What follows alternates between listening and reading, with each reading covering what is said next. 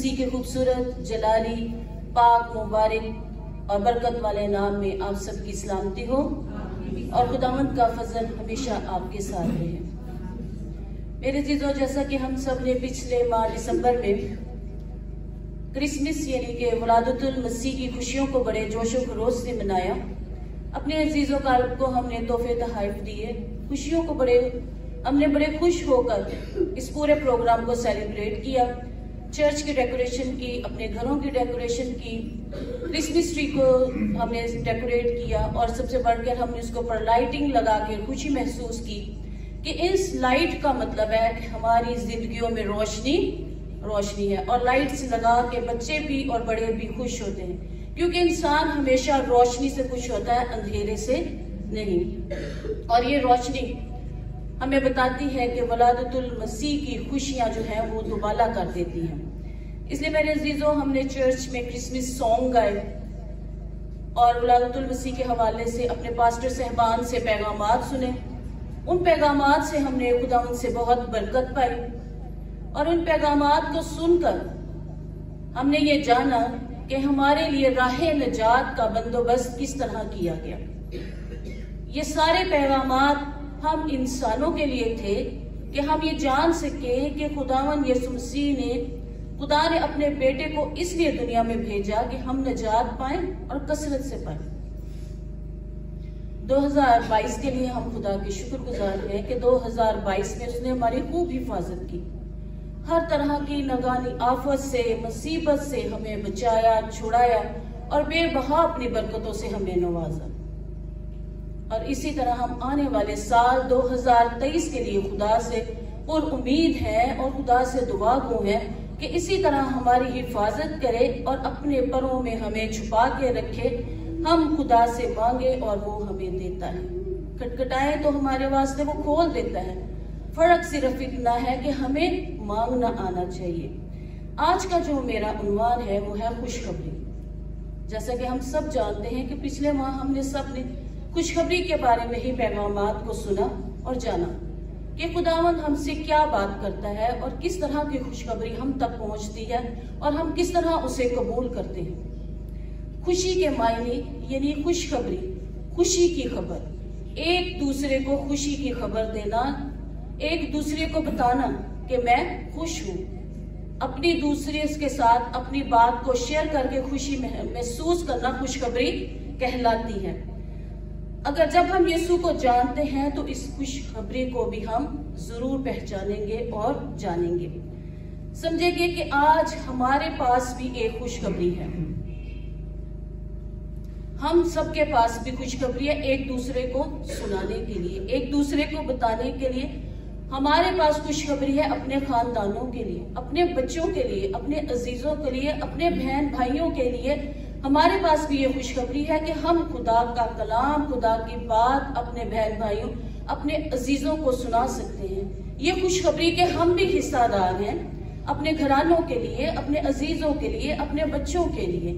तो आज जो हमने खुदावंद के लिए हमने अपने जो कलाम पढ़ा, उसके हमारी सोच और हमारी समझ के लिए ये बहुत बड़ी बात है कि हम खुदा के कलाम को समझते हैं और उससे मुलाकात के लिए यहाँ आए हैं और बैठे हैं, इसलिए कि वो बेसहारों का सहारा बनकर, गुनाहगारों का कफारा बनकर, पैदा चरनी में हुआ सारे जहां का बादशाह बनकर, जिसके मुजस्सम होकर दुनिया में आने में कुदरत, जिसके जी उठने में कुदरत, जिसके बादलों पर वापस आने में कुदरत, वो है कुदरत वाला खुदा, वो है हमारा खुदा।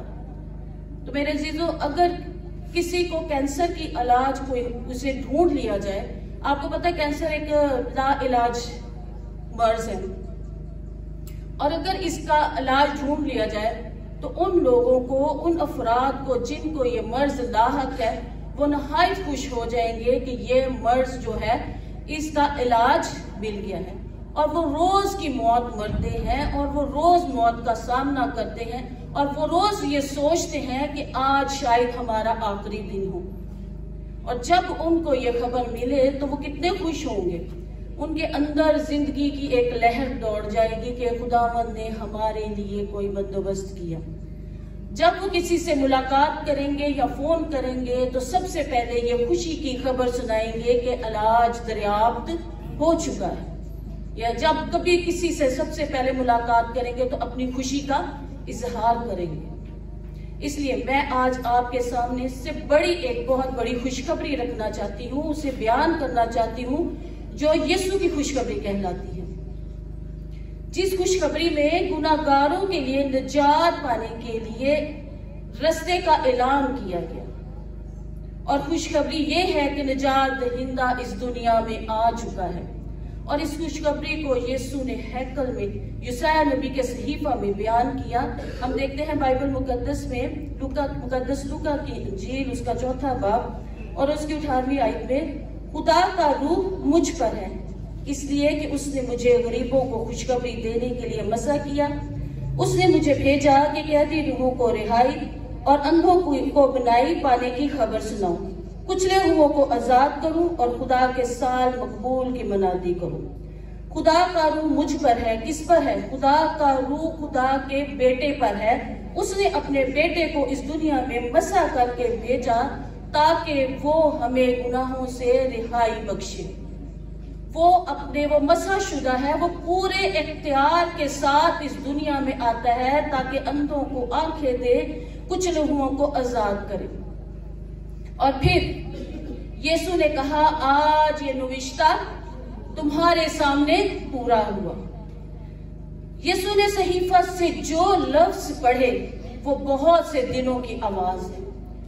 आवाज तो जाहिर करते हैं कि यहाँ पर हम सब जो यहाँ पर बैठे हैं, हम में से भी बहुत से दिनों की ये आवाज है।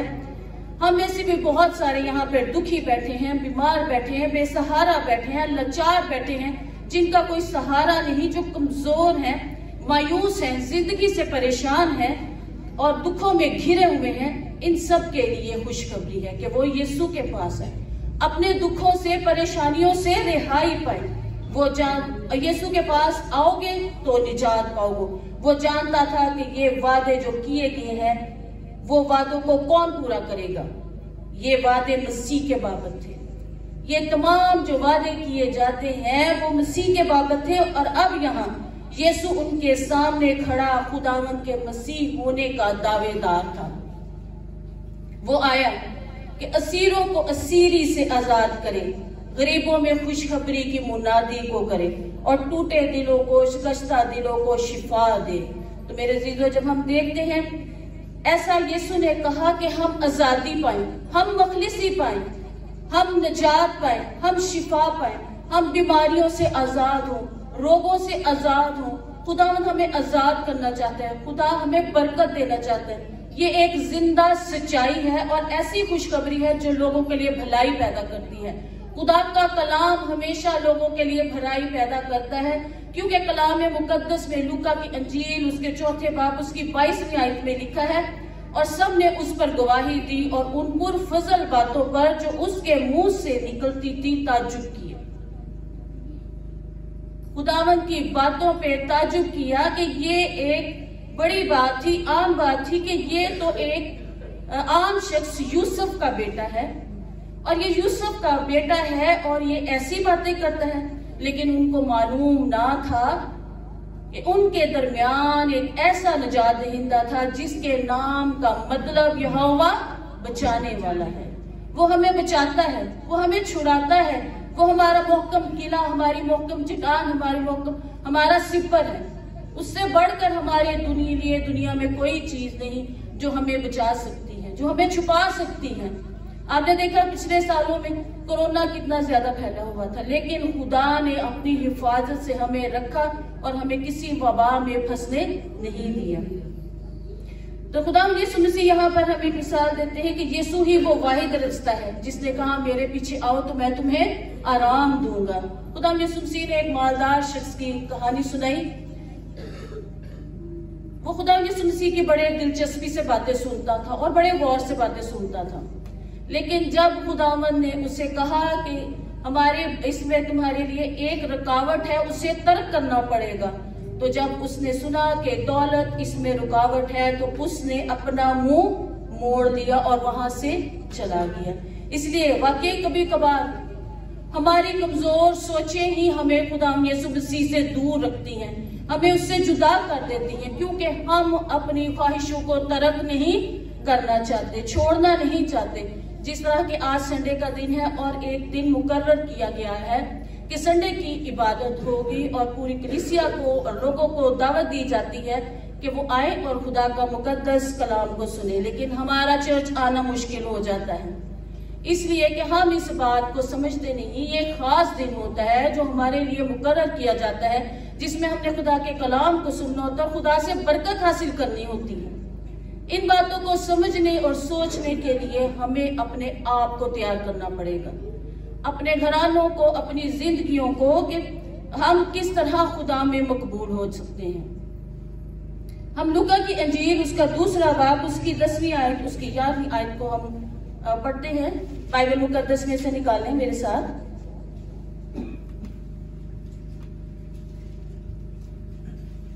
लिखा है, उस इलाका में चरवाहे थे जो रात को मैदान में रहकर अपने गल्ला की निगहबानी कर रहे थे, और खुदावंद का फरिश्ता उनके पास आ खड़ा हुआ और खुदावंद का जलाल उनके जोगिर्द चमका और वो निहायत डर गए। मगर फरिश्ता ने उनसे कहा, डरो मत, क्योंकि देखो मैं तुम्हें बड़ी खुशी की बशारत देता हूँ जो सारी उम्मत के वास्ते होगी, कि आज दाऊद के शहर में तुम्हारे लिए एक मुनज्जी पैदा हुआ है, यानी मसीह खुदावंद, और उसका तुम्हारे लिए ये निशान है कि तुम एक बच्चे को कपड़े में लिपटा और चरनी में पड़ा हुआ पाओगे।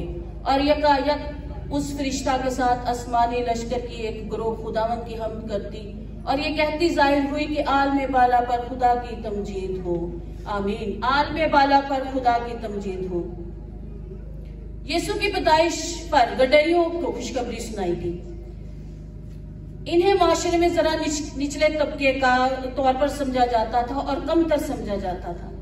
फरिश्ता ने खुशखबरी का ऐलान जो है वो सुनाया और वो वहां पे डर गए और उन्होंने कहा, फरिश्ता ने कहा, देखो मैं तुम्हें एक बड़ी खुशी की बशारत देता हूँ कि तुम्हारे लिए इस उम्मत के वास्ते आज दाऊद के शहर में एक मुनज्जी पैदा होगा। और फरिश्ते आसमान पर खुशी करते हैं, कहते हैं आलमे बाला पर खुदावंद की तमजीद हो। आलमे बाला पर खुदा की आसमान खुशी मनाता है, जमीन खुशी मनाती है। इस खुशखबरी के वसीला से दुनिया खुशखबरी मनाती है। ये खबर इसराइल के हुक्मरानों, मजहबी उमराओं को क्यों नहीं सुनाएगी? उस वक्त के बहुत ज्यादा अमीर लोगों को क्यों नहीं सुनाएगी? इसलिए ये खुशखबरी उन लोगों को सुनाई गई जो इसको सुनने के मुंतजिर थे, जो एक मददगार चाहते थे, जो एक रहबर चाहते थे, जो एक रहनुमा चाहते थे। चरवाहे इस बड़ी खुशी की बशारत को सुनकर बड़े खुश हुए और वो बैतलहम को रवाना हुए। पहले तो वो फरिश्ते को देख के डर गए, लेकिन जब उन्होंने इस खुशी की बशारत को सुना तो वो नहायत खुश हो गए और वो बैतलहम को रवाना हुए और निजात दहिंदा को देखने गए। जब उन्होंने निजात दहिंदा को देखा तो उसे सजदा किया और फिर उन्होंने ये खुशखबरी का बयान करना शुरू कर दिया, उस खुशखबरी को फैलाना शुरू किया कि हमारा मुनज्जी दो जहान इस दुनिया में आ चुका है। इसलिए हमारे लिए ये दायमी खुशखबरी है जो ना खत्म होने वाली है। ये वो अब्दुल अबाद हमेशा हमारे साथ ये खुशखबरी रहेगी। यीशु ने कैसे गुनाहगारों को ये खुशखबरी सुनाई? यीशु हमारे गुनाहों की खातिर तीसरे दिन मुर्दों में से जी उठा। अंजील की खुशखबरी इंसान की कियासे रायों पर मबनी नहीं। अंजील एक तारीखी सच्चाई है जो कलवरी पर मौत को शिकस्त देने वाले यीशु मसीह अब्दुल अबाद वो हमारे साथ जिंदा है, वो हमारा खुदा है। यीशु हमारा निजात दहिंदा हमारा यीशु है। यीशु हमारा दरवाजा है, वो हमारे लिए निजात का दरवाजा है, बाप से मेल मिलाप का दरवाजा है। उसने कहा, जिसने मुझे देखा उसने बाप को देखा और मैं बाप में हूँ। ये एक ऐसी कुव्वत और ऐसी ताकत है जो टूटे दिलों और गुनाह आलूदा दिलों को धोकर पाक और साफ कर देती है। इसलिए मेरे दिलों, हम देखते हैं कि जब कलाम मुकद्दस में पालूस रसूल का हम जब खत पढ़ते हैं तो उसमें देखते हैं पालूस रसूल जो थे अक्सर खुशखबरी की बाबत यूं बात करते थे, बातचीत करते थे कि वो अपनी जिंदगी में मसीहियों को बहुत सताते थे, बहुत तंग करते थे, उनसे नफरत करते थे। जहां कहीं उनको मसीही नजर आते वो उनको मार डालते थे। लेकिन एक दफा जब वो दमिश्क के राह पर जा रहे थे तो उनकी मुलाकात किससे हुई? मसीह से हुई। जब उसकी मुलाकात मसीह से हुई तो उनकी जिंदगी तब्दील हो गई। यीशु से मिलने के बाद पौलुस रसूल ने अपनी जिंदगी को बदल डाला, क्योंकि उनकी जिंदगी मसीह के मिलने के बाद तब्दील हुई। हमारी जिंदगियों को भी मसीह को मिलने की जरूरत है, तो वो मसीह को जानेंगी, तो वो तब्दील होंगी। और इस तरह उसका तकब्बर भरी जिंदगी और उसका सारा जो गुस्सा था खुदा यीशु मसीह के नाम पर, वो आजिज बन गया, मिशनरी बन गया, खुदा का कलाम फैलाने वाला बन गया। और पौलुस रसूल के खत हमें ये बताते हैं कि इसकी बड़ी ख्वाहिश नजर आती है कि वो दुनिया को बताए कि मैं मसीह को जानता हूं, कि मैं मसीह को जानता हूं। कभी वो खुशखबरी को सुनाना चाहता था, लेकिन उस पर ऐसा फजल हुआ कि उसने तमाम अपने पैगामात, अपने तमाम गवाहियां और मसीह में जिंदगी बसर करने में अपने तजर्बात अपने निजात दहिंदा को पेश करता था। अपनी हर बात में वो अपने निजात दहिंदा को पेश करता था और उसे कबूल किया। इस तरह खुदा ने पौलुस की जिंदगी को बदल दिया। आज हमें भी दुआ की जरूरत है कि पौलुस की तरह खुदा हमारी जिंदगियों को तब्दील कर दे। अंजील के पैगाम को हम भी लोगों तक लेके जाने का वसीला बन जाए, हम भी अपनी जिंदगियों में खुशखबरी की मुनादी करने वाले बन जाएं। आए हम आज इस कलाम को अपने गले लगाएं और सोचें और इसे कबूल कर लें, ताकि हमें कबूल करें। जब हम इस पर यकीन करते हैं तो निजात पाते हैं, जब हम इस पर ईमान लाते हैं तो हम निजात पाते हैं। ये एक अजीम सच्चाई है कि यीशु निजात दहिंदा है और इसकी कुदरत का खासा यही है कि वो अपनी जिंदगियों को, हमारी जिंदगियों को तब्दील करना चाहता है, निजात बख्श कुव्वत से भर देना चाहता है, जिंदगियों को अब्दी बादशाहत का वारिस बनाना चाहता है। रूहानी जिंदगी में हमारे इत्मीनान और खुशी की बड़ी खबर ये है कि वो हमारी जिंदगियों में सुकूनत करता है, हमारी जिंदगियों को कलाम से भरना चाहता है। और नहायत तसल्ली बख्श बात यह है कि वो हमारी कमजोरियों, हमारी खताओं के बावजूद हमसे मुंह नहीं मोड़ता, बल्कि अपनी कुदरत से हमारी कमजोरियों को, हमारी खामियों को जोर में बदल देता है। वो हमारा खैर मकदम करता है, वो हमें खुशामदीद करता है। ना सिर्फ वो हमें बल्कि चरवाहों को खुशखबरी कर देता है, बल्कि ये खुशखबरी का पैगाम हम सब के लिए है, जो हलीम बनते हैं, जो आजिज बनते हैं, जो उसके पास आते हैं, जो उसका कलाम सुनते हैं। उसके पास जो आता है उसकी आवाज सुनता है, उसके आवाज पर कान लगाता है, उसकी सुनता है, वो उससे बरकतें पाता है। आज उसे अपनी जिंदगी का खुदावंद बादशाह कबूल कर लें, ताकि वो आपके लिए अपने किए गए तमाम वादों को पूरा करे, कि उसने जो वादे हमसे किए वो पूरा करने वाला खुदा है। आप इस निजात दहिंदे की रफाकत से कहीं कासर ना रह जाएं, इसलिए वो आपका निजात दहिंदा है, कुदरत वाला, फतह वाला खुदा है। जब यहाँ किताब मुकद्दस में से यूशाया नबी की किताब उसका 55 बाब और उसकी पहली आयत में मिशन यूनुस के साथ पढ़ते हैं कलाम खुदा को। यूशाया नबी की किताब उसका 55 बाब उसकी पहली आयत।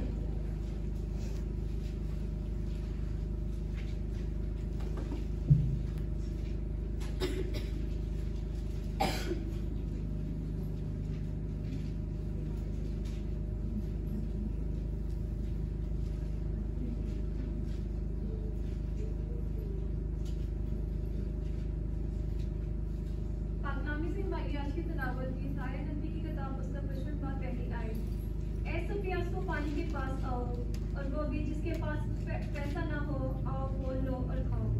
वहाँ आओ, मैं और दूध बेरोल बेजर और बेकीमत खरीदो। आमीन। ऐ सब प्यासो, पानी के पास आओ और वो भी जिसके पास पैसे ना हो, आओ मोल लो और खाओ। हाँ आओ, मैं और दूध बेजर लो बेकीमत खरीदो। खुदावंद के मुकद्दस कलाम के पढ़े और सुने जाने में इसकी बरकतों। खुदावंद हमें दावत देता है कि ऐ सब प्यासो आओ। जब हम खुदा की दावत को कबूल करते हैं तो उसके हम मिरास का हिस्सा, उसकी हम बरकत का हिस्सा बन जाते हैं। यीशु के पास जाना, हमें बरकतें पाने के लिए, उसकी बख्शिश पाने के लिए यीशु के पास जाना पड़ेगा। यीशु ने एक शख्स की कहानी सुनाई जिसके पास 100 भेड़ें थी। इस कहानी से हम सब बहुत अच्छी तरह वाकिफ है। उसकी एक भेड़ खो जाती है और पीछे 99 भेड़ें बच जाती हैं। तो खुदा यीशु ने क्या वो अपनी 99 भेड़ें छोड़कर उस एक भेड़ को तलाश करेगा? वो उस भेड़ की तलाश में निकलेगा जो खो गई है। यीशु ने ये कहानी मिसाल के तौर पर सुनाई ताकि लोग उसकी बात को समझे कि जो शख्स यीशु को नहीं जानता वो खोई हुई भेड़ की मानिंद है। वो उस भेड़ की तरह है जो खो गई है। जब कोई शख्स गुनाह करता है या कोई गलती करता है या किसी को नुकसान पहुंचाता है तो वो खुदावंद से दूर हो जाता है और वो अपनी इस जिंदगी को तर्क करके यीशु के पीछे आने की ख्वाहिश रखता है। खुदावंद ऐसे लोगों को पसंद करता है जो अपने गुनाह, जो अपनी गलती को कबूल करते हैं और उसे छोड़ देते हैं और उसके पीछे आते हैं। तो जब खुदावंद के लोग, खुदावंद के बच्चे उसके पीछे आते हैं तो आसमान पर भी खुशी होती है और जमीन पर भी। आप भेड़ की तरह यीशु से दूर हैं और अगर आप खोए हुए हैं तो यीशु हमेशा आपका इंतजार करेगा। आप उसके पास आ जाएं, वो हमेशा आप सबको प्यार करता है। बाज़ औक़ात हम उससे दूर रहते हैं, हमें यीशु की जरूरत है, हमें उसके प्यार की जरूरत है। आए हम उसके साथ अपने रिश्ते को और ज्यादा मजबूत करें। वो हमारी हिफाजत करता है, वो हमें राह पर चलाता है।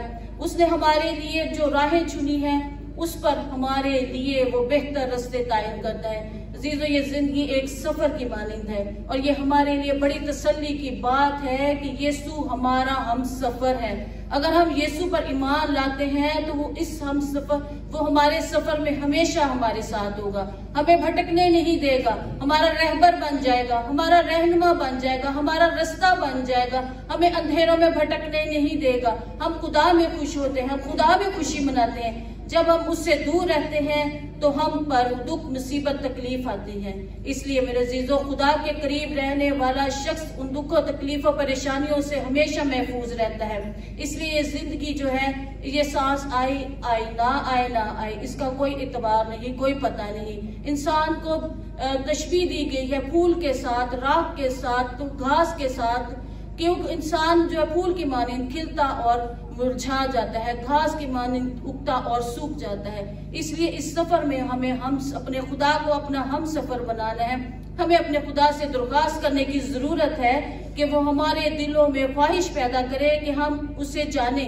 हमें दुआ करने की जरूरत है, वो आपके दिल और दिमाग को खोले ताकि आप उसे जान सके। वो किस तरह आपकी जिंदगी में काम कर रहा है, किस तरह आपको मुश्किलात से बचाता है, आपकी मदद करता है। हमारी उम्मीद, हमारी खुशी, हमारा इत्मीनान, हमारा प्यार, हमारी मोहब्बत सब कुछ यीशु में है। इसलिए कि वो हमसे मोहब्बत रखता है, क्योंकि खुदा ने दुनिया से ऐसी मोहब्बत रखी कि उसने अपना इकलौता बेटा बख्श दिया। उस जैसा प्यार, उस जैसी मोहब्बत हमें दुनिया में कोई नहीं कर सकता। कोई शख्स नहीं जो अपने बेटे की कुर्बानी दे, लेकिन खुदा की मोहब्बत की इंतहा है कि उसने दुनिया से ऐसी मोहब्बत रखी, कुल कायनात से ऐसी मोहब्बत रखी कि उसने अपना इकलौता बेटा जो है वो बख्श दिया। और इसी तरह जब वो खुदा यीशु मसीह जब तमसीलें करते थे, जब कलाम सुनाते थे तो बहुत ज्यादा भीड़ जो थी खुदा यीशु मसीह के इर्द गिर्द इकट्ठी हो जाती थी। लंगड़े, अंधे, गूंगे सब खुदावंद के हुजूर आते थे और बहुत से बीमार होते थे और बहुत से लोग उन बीमारों को अपने साथ लाते थे ताकि वो यीशु से शिफा पाए, ताकि यीशु उनको शिफा दे, क्योंकि शिफा का मंबा यीशु है, उससे शिफा निकलती है। जब लोगों ने देखा कि गूंगे बोलते हैं, लंगड़े चलते फिरते हैं, अंधे देखते हैं, तो ताज्जुब किया, ये कौन है जो ये ऐसे काम करता है? ये हमारा कुदरत वाला खुदा है जिसके हुजूर गूंगे भी बोल उठते हैं, लंगड़े चल पड़ते हैं। इसलिए खुदावंद इस्राएल के खुदा की तमजीद हो। वो कुदरत वाला खुदा है, हशमत वाला खुदा है, उसने फतह हासिल की। वो हमारा बाप है और हर तरह की नेमतों से सरफराज करता है। वो कभी हमें झुकने नहीं देता, गिरने नहीं देता, बल्कि वो हमें संभाल लेता है। उनकी हैरत ज़दा होना यकीनी था, क्योंकि आज से पहले कभी किसी ने ऐसे मौजज़ात नहीं किए थे, कभी किसी ने लंगड़ों को नहीं चलाया था, कभी किसी अंधे ने नहीं देखा था। लेकिन यकीनन हमारा खुदा जो है वो एक या दो अफराद के लिए नहीं बल्कि कुल कायनात के लिए इस दुनिया में आया ताकि वो शिफा पाए, अंधे आंखें पाए, ना उम्मीद लोग जिंदगी पाए, जिनके पास कोई उम्मीद नहीं, जिनके पास कोई सहारा नहीं, वो यीशु के पास आए। दुनिया के बड़े से बड़े डॉक्टर्स जो थे वो उन जो उम्मीद से खाली थे, उनके लिए कोई काम नहीं कर सकते, उनका इलाज नहीं कर सकते थे, उनकी कोई उम्मीद नहीं थी। लेकिन खुदावंद में हम पुर उम्मीद हैं कि अगर हम खुदा के पास आएंगे तो हमारी बीमारियां, हमारी गुनाह, हमारी खताएं वो तर्क कर देगा। ये इनके लिए खुशखबरी थी। ये खुशखबरी थी कि हमारा नजात दहिंदा हमारे लिए जो है वो आ चुका है और हर तरह की हमें बीमारियों से वो आजाद कर देगा। इन तमाम बीमारियों रोगों का शिफा देने वाला हमारा खुदावंद है। वो हमें आजाद करता है। वो बादशाहों का बादशाह है, वो जलाली बादशाह है, वो यीशु राजा है, हमारा नजात दहिंदा है। मेरे अजीजों, हमें इस खुशखबरी के हिस्सेदार बनना है। हम बहुत अगर दूर नहीं जा सकते तो मेरे अजीजों हमें अपने खानदानों में इस खुशखबरी को फैलाना है। यहाँ पर बैठे जितने भी खानदान हैं, हर खानदान में से 1 या 2 अफराद आए हैं, बाकी नहीं है। अगर हम अपने खानदानों में से उन अफराद को ही इवेंजलाइज कर ले, ये खुशखबरी उन तक ही पहुंचा दें, तो हमारी जिंदगी का जो मकसद है वो इस दुनिया में पूरा होगा। इस खुशखबरी को सुनाने के हकदार हम भी हैं, फैलाने के वसीला हम भी बन सकते हैं। हमें बहुत दूर जाने की जरूरत नहीं, हमें अपने खानदानों में ही इस खुशखबरी को फैलाना है, हमें अपने घरों में ही इस खुशखबरी को फैलाना है। जो शख्स आपके घर में इस वक्त बैठा है, हम उसको मोटिवेट कर सकते हैं कि आप भी चर्च आए, इस खुशखबरी का हिस्सा बने। इस तरह हम खुदा के गवाह बने कि खुदावंद यीशु मसीह हमारी जिंदगियों में काम करता है, हमारे साथ रहता है, हमारे साथ साथ वो चलता है, हमारा रहबर बनता है, हमारे लिए दुख तकलीफ मुसीबत उठाता है ताकि हम शिफा पाएं, ताकि हम नजात पाएं, हम बरकत पाएं। हम उसकी बरकतों के हिस्सेदार तब बनते हैं जब हम उससे समझते हैं, जब हम इन पैगामात को समझते हैं कि ये पैगाम मेरे लिए, जब हम अब खुद अपने घरों से आए हैं, हम खाली ना जाए बल्कि कलाम से भर के जाएं। आज के कलाम से हम कुछ सीख के जाएं कि खुदावंद यीशु मसीह अगर पालूस की जिंदगी में काम कर सकता है तो हमारी जिंदगियों में भी वो काम करता है। हमारी जिंदगियों को भी वो बदलना चाहता है। हमारी जिंदगियों के लिए भी उसने बेहतर राहें तयन की हुई है। हम भी कलाम सुनकर उससे बरकत पा सकते हैं, लेकिन कलाम वही सुनता है और वही समझता है जो उसको जानता है। इसलिए हमें अपनी जिंदगियों में उसको जानने की और उसको पहचानने की जरूरत है। खुदावंद आज के कलाम के वसीला से आप सबको बरकत दे।